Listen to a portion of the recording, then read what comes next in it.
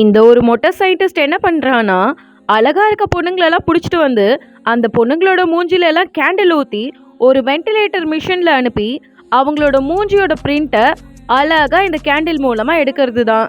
இந்த ஹார்ம்ஃபுல்லான பிரிண்ட் அவங்க மூஞ்சிலேருந்து எடுக்கிறனால, அவங்க நல்ல மூஞ்சி உடனே பாழாயிடுது. பாலானா பாலாயிட்டு போகுது, எனக்கு காசு தான் முக்கியம் அப்படின்னு சொல்லி, அவங்களுக்கு கொஞ்சம் அமௌண்ட்டை விட்டு எறிஞ்சு, இந்த மாஸ்கோட பிரிண்ட்டை வச்சு ஒரு ஃபேக்டரியை ரன் பண்ணிட்டு இருக்கான். இவன் வச்சு நடத்துற ஃபேக்டரிக்கு பேர் தான் ஃபேஸ் ஃபேக்டரி.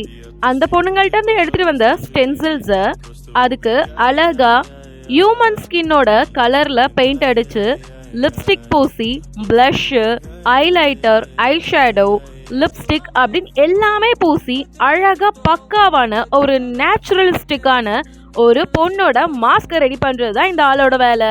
இந்த மாதிரி அழகழகான பொண்ணுங்களோட மாஸ்கை ரெடி பண்ணி அதை அதிக விலைக்கு விற்கிறது தான் இவனோட மெயின் வேலையே. இன்னைக்கு ஒரு நாள் இந்த ஆளோட ஃபேக்டரிக்கு முகத்துல நிறைய பிம்பிள்ஸோட ரொம்ப சோகமா ஒரு பொண்ணு வரா.